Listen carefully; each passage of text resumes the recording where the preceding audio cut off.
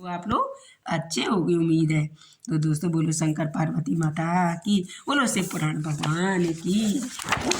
आज हमारा दूसरा चैप्टर है। जो चंचला नाम की एक महिला थी, उसकी प्रार्थना करती है ब्राह्मण से और पूरा शिव पुराण सुनना और समय अनुसार उसको शरीर पर छोड़ देना। शिवलोक में चंचला पार्वती नाम की एक शिवलोक में पार्वती जी की सखी एवं सुखी होना है कि सारांश बताया गया है कि ब्राह्मण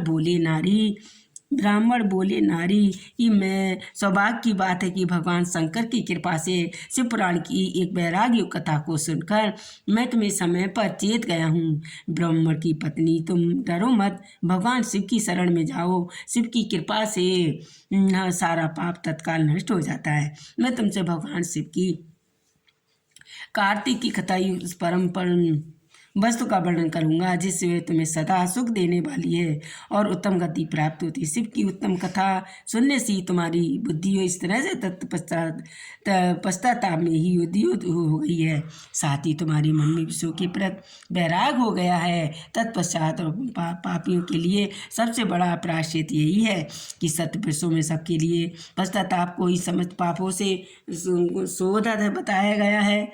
पश्चाताप से ही पापों की शुद्धि होती है, पश्चाताप से ही कर्ता वो शुद्ध होता है।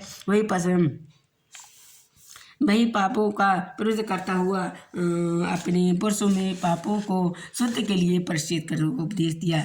तत्पश्चात वे अब संपन्न हो जाता है, पुरुष वेद पूर्वक प्रायश्चित करके निर्मय हो जाता है। दोस्तों अगर हम गलती पाप करते हैं तो क्षमा की याचना भी रखें कि प्रभु मुझे माफ़ कर दो, शंकर भगवान से मांगे। और कुकर्म करते हैं, पश्चाताप नहीं करता है, उसे प्राय उत्तम गति प्राप्त नहीं होती है, परंतु से वो कीर्तनगर हार्दिक पश्चाताप होता हुआ अवश्य उत्तम गति का भागी होता है, जिसमें संशय नहीं है। वैसे पुराण की कथा सुनने से जैसे चित्त शुद्धि होती है, वैसे दूसरे उपायों से भी नहीं होती है। जैसे दर्पण साफ करने से निर्मल हो जाता है, उसी प्रकार से पुराण की कथा सुनने से चित्त अत्यंत शुद्ध हो जाता है। दोस्तों इसमें संशय कोई नहीं है और मनुष्य में जो शुद्ध चित्त जगदम्बा पार्वती के माता शिव विराजमान रहते हैं, उन्हें ही हम विश्वात्मा की पुरुष सामान्य शुद्धि उनके प्रत करें, उनके पद को प्राप्त करें। इस उत्तम कथा का श्रवण समस्त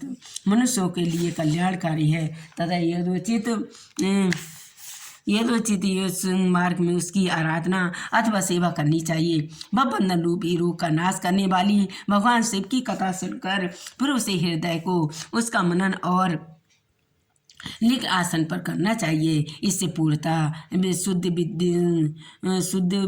बुद्धि होती है और चित्त बुद्धि भी होने से महेश्वर की भक्ति अपने दोनों पुत्र ज्ञान वैराग के साथ ही निश्चय ही प्रकट होती है। तत्पश्चात महेश्वर के अनुग्रह से दिव्य मुक्ति प्राप्त होती है, जिसमें संशय नहीं। जो मुक्ति के वंचित है उसे पद समझना चाहिए, और क्योंकि वह चित्त माया के बंधन से आसक्त है निश्चय, इसलिए संसार से मुक्ति नहीं हो पाता है। जो पाप को कर्म और झूठ छल कपट की भावना से भरा होता है। इसलिए आप दोस्तों शिव पुराण की कथा सुने और समझे तो ये हमारा जो पाप अनजाने में हो जाता है, जाने में हो जाता है, तो भगवान शंकर मुक्त करते हैं। शिव पुराण कथा सुने, रोज़ पढ़ें और सुने। दोस्तों आज आपको ये चंचला नाम की जो ब्राह्मण से प्रार्थना करती है, गलती की क्षमा मांगती याचना करती है, तो वो ब्राह्मण जो है शंकर भगवान से प्रार्थना करके उनसे प्रार्थना करते हैं और क्षमा की याचना मांगते हैं।